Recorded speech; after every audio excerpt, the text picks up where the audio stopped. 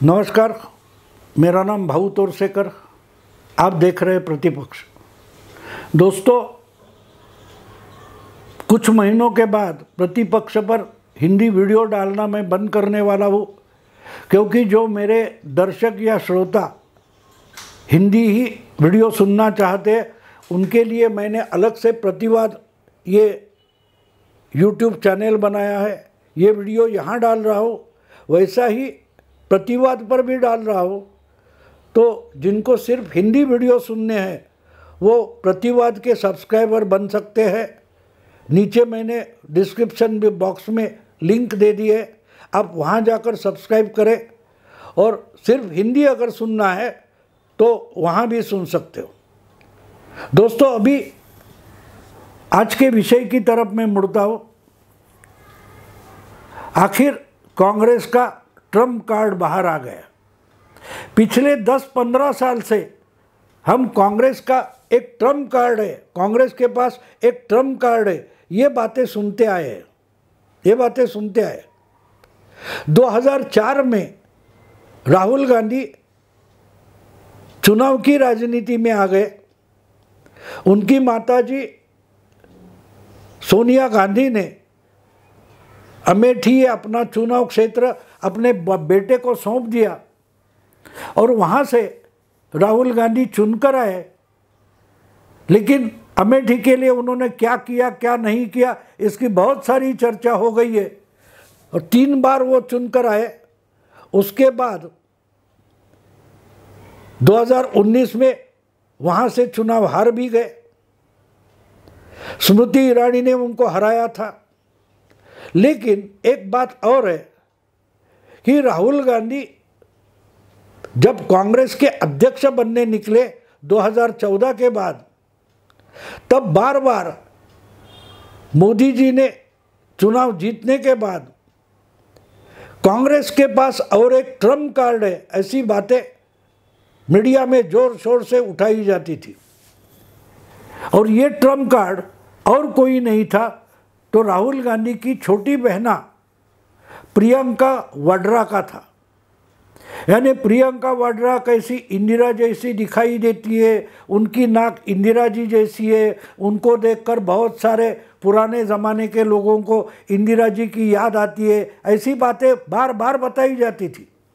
और अगर कांग्रेस की हालत खस्ता हो गई है, कांग्रेस के बुरे दिन आ गए हैं, तो उससे निकलने के लिए कांग्रेस को प्रियंका वाड्रा को चुनाव में और राजनीति में लाना चाहिए। ये मांग बार बार होती रही। अभी अभी जो चुनाव लोकसभा का खत्म हो गया उसमें भी वो बात लाई गई कि अगर अमेठी से चुनाव लड़ने के लिए राहुल गांधी डरते हैं और अपनी तबीयत सेहत ठीक नहीं, इसलिए सोनिया गांधी रायबरेली से लड़ना नहीं चाहती, तो कम से कम रायबरेली में प्रियंका वाड्रा को चुनाव में उतार दो। और एक बात है, 2019 का चुनाव आते आते जब प्रचार चल रहा था तब प्रियंका वाड्रा बहुत जगह घूम रही थी, वो वैसी वाराणसी गई थी। और आपको मालूम है 2014 में मोदी जी वाराणसी से चुनकर आए थे, तो वापस फिर वाराणसी से 19 में मोदी जी चुनाव लड़ने वाले थे। तो वाराणसी गई हुई प्रियंका वाड्रा को किसी ने पूछा, क्या आप रायबरेली या अमेठी से चुनाव लड़ेगी? क्या आप चुनाव लड़ने भी वाली हो? तो प्रियंका वाड्रा ने पूछा था क्या वाराणसी से लड़ जाऊं? मजाक में बोला था उन्होंने, लेकिन लड़ी रही। लेकिन उसकी भी खबरें बनती रही कि वाराणसी में अगर प्रियंका वाड्रा को कांग्रेस की तरफ से उतारा जाए तो मोदी जी जीत पाएंगे या हार जाएंगे, इसकी भी चर्चा होती रही। जिस दिन मोदी जी वाराणसी से 2019 के चुनाव के लिए अपना पर्चा भरने वाले थे, उस दिन तक यह सस्पेंस बना रहा। सिर्फ एक दिन पहले अचानक से फिर अजय राय का नाम वाराणसी के लिए कांग्रेस ने घोषित कर दिया। और जब राहुल गांधी को पूछा गया कि इतनी देर क्यों लगा दी, तो बोले मुझे सस्पेंस बनाए रखना था। तो प्रियंका वाड्रा चुनाव लड़ेगी या नहीं, ये सिर्फ ट्रम्प कार्ड की बात नहीं थी, ये सस्पेंस का भी खेल था। लेकिन वाराणसी से प्रियंका वाड्रा लड़ने की बात वही की वही छूट गई और अमेठी में प्रियंका वाड्रा अपने भाई के लिए चुनाव का प्रचार कर रही थी। और असल में प्रियंका वाड्रा ही अमेठी से 5 साल पहले हार गई थी क्योंकि चुनाव का उम्मीदवार राहुल गांधी थे, लेकिन वो पूरे देश में पार्टी का प्रचार करने के लिए घूम रहे थे और प्रियंका वाड्रा अमेठी में उनका मोर्चा संभाले हुए प्रचार कर रही थी। तो मतलब साफ है, स्मृति ईरानी ने राहुल गांधी को नहीं हराया था, प्रियंका वाड्रा को हराया था। लेकिन फिर वही बात चल रही थी, प्रियंका वाड्रा तो कांग्रेस का ट्रम्प कार्ड है, जब बहुत बुरी हालत हो जाएगी तब प्रियंका वाड्रा को मैदान में लाया जाएगा। लेकिन 2 बार बुरी तरह से लोकसभा चुनाव कांग्रेस हारी, फिर भी ये ट्रम्प कार्ड कभी मैदान में नहीं लाया गया, अखाड़े में नहीं उतारा गया, क्योंकि बात साफ थी, प्रियंका वाड्रा आने से कुछ फर्क पड़ने वाला नहीं था। आपको याद होगा तो 2017 में उत्तर प्रदेश का विधानसभा चुनाव हुआ। उस टाइम राहुल गांधी कांग्रेस के अध्यक्ष बने थे और उन्होंने उत्तर प्रदेश विधानसभा चुनाव की जिम्मेदारी कांग्रेस के 2 नेताओं पर सौंप दी थी। उसमें एक थे ज्योतिरादित्य सिंधिया और दूसरी थी प्रियंका वाड्रा, उनको आधी आधी जिम्मेदारी दी थी। और 2019 के चुनाव तक अपनी ताकत पर पूरा उत्तर प्रदेश कब्जा करने की तैयारी में लगने को राहुल गांधी ने कहा था। हुआ ये उत्तर प्रदेश में विधानसभा तक बुरी तरह से कांग्रेस हार गई, अखिलेश का साथ देकर भी हार गए। तो ट्रम्प कार्ड कहाँ गया? ट्रम्प कार्ड कहाँ गया? प्रियंका वाड्रा प्रचार में नहीं उतरती थी तब भी कांग्रेस 8-10 सीटें तो विधानसभा में चुनकर लाती थी, उसमें से 1 सीट बच गई। कहने का मतलब ये कि प्रियंका वाड्रा ये कांग्रेस के लिए कितना बड़ा ट्रम्प कार्ड है, ये बार बार बोला गया, लेकिन जब ज़रूरत आई तब कभी ये ट्रम्प कार्ड जो था ये चुनाव के अखाड़े में कभी उतारा नहीं गया, कभी उतारा नहीं गया। मुझे याद है 2014 का चुनाव हारने के बाद इलाहाबाद में किसी कांग्रेसी ने एक बड़ा पोस्टर लगाया था, माँ बीमार है, बेटा काम नहीं कर पा रहा है, तो अब तो दीदी को, प्रियंका दीदी को लाना ही पड़ेगा वगैरह वगैरह, ऐसा कुछ पोस्टर लगाया था, बाद में उतारा गया था। लेकिन उत्तर प्रदेश के कांग्रेसी राहुल गांधी से इतने हार चुके थे कि बस अभी दीदी को बुलाओ, भैया से काम नहीं हो रहा है, ना काम हो पा रहा है। तो इतना जोर शोर करके भी इनकी मां राजी नहीं हुई। सोनिया गांधी ने कभी भी अपनी बेटी को पार्टी में लाने की और उस पर जिम्मेदारी सौंपने की कोशिश नहीं की, क्योंकि एक बात साफ थी कि अगर प्रियंका चमक जाएगी, सक्सेसफुल हो जाएगी, तो नाक कटेगी बेटे की, और बेटे की नाक कट जाए ये सोनिया गांधी को मंजूर नहीं था। इसीलिए पिछले कम से कम 15 साल जिसको ट्रम्प कार्ड बताया गया उसको कभी मैदान में उतारा ही नहीं गया। लेकिन अब समय बदला है, समय बदला है, क्योंकि राहुल गांधी पिछले चुनाव में 2024 के चुनाव में रायबरेली से अपनी मां की जगह पर सीट पर चुनाव लड़ गए और जीत भी गए।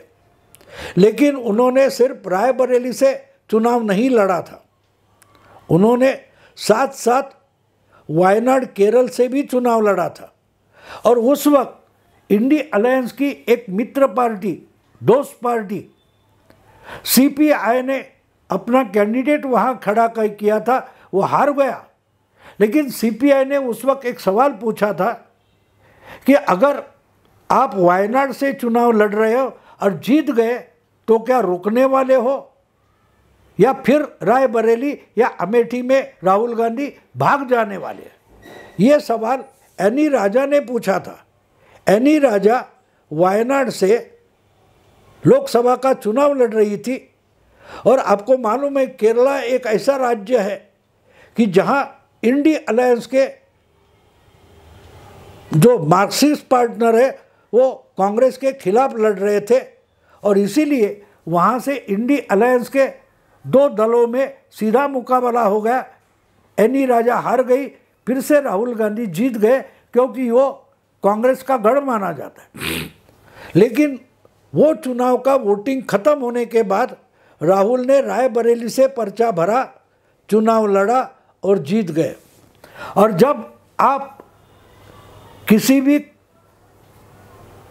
कानूनी, जो इसको लेजिस्लेचर बोलते हैं, वो पार्लियामेंट हो या विधानसभा हो, अगर आप दो जगह सदस्य नहीं हो सकते, दो में से आपको एक का त्याग करना पड़ता है। तो राहुल गांधी अगर रायबरेली और वायनाड से एक ही लोकसभा के मेंबर हो गए तो 14 दिन में कुछ उनको एक सीट छोड़नी थी, और उन्होंने सोमवार को वो सीट छोड़ने का फैसला किया। उन्होंने वायनाड छोड़ने का फैसला किया, जो एनी राजा ने प्रचार के दरमियान भविष्यवाणी की थी कि राहुल गांधी फिर से उत्तर प्रदेश से चुनाव लड़ेंगे, और अगर उत्तर प्रदेश का चुनाव जीत गए, रायबरेली से चुनाव जीत गए, तो वायनाड को छोड़ देंगे। और एनी राजा की भविष्यवाणी सच साबित हुई। राहुल गांधी ने वायनाड छोड़ने का फैसला किया। लेकिन फिर एक बात हो गई है कि अब वायनाड भी गांधी परिवार की जागीर बन गई है, तो पार्टी के किसी उम्मीदवार को क्यों छोड़े? राहुल गांधी ने तय किया कि मेरी छोटी बहना अब वायनाड से लोकसभा पहुंचेगी, और इसी की घोषणा सोमवार को कांग्रेस के अध्यक्ष मल्लिकार्जुन खड़गे ने कर दी। मल्लिकार्जुन खड़गे ने घोषित किया कि राहुल गांधी वायनाड की सीट छोड़ रहे, और जो उपचुनाव होगा उस उपचुनाव में उनकी बहना प्रियंका वाड्रा वायनाड से चुनाव लड़ेगी। तो दोस्तों, 15 साल से जो बात हवा में चल रही थी, कांग्रेस का ट्रम्प कार्ड, यानी जहां राहुल गांधी हारेंगे वहां से प्रियंका वाड्रा को राजनीति में लाया जाएगा। बात ऐसी है कि राहुल गांधी हारे नहीं है, उन्होंने वायनाड भी जीत लिया है, लेकिन वो सीट अपने ही पार्टी या अपने ही परिवार के लिए रिजर्व करने के लिए वहाँ से किसी दूसरे को सीट देना कांग्रेस को मंजूर नहीं है, ना गांधी परिवार को मंजूर है। इसलिए आखिर जो कार्यकर्ताओं की मांग थी वो मंजूर की गई है। प्रियंका वाड्रा यानी गांधी परिवार का और एक सदस्य लोकसभा में पहुंच जाएगा।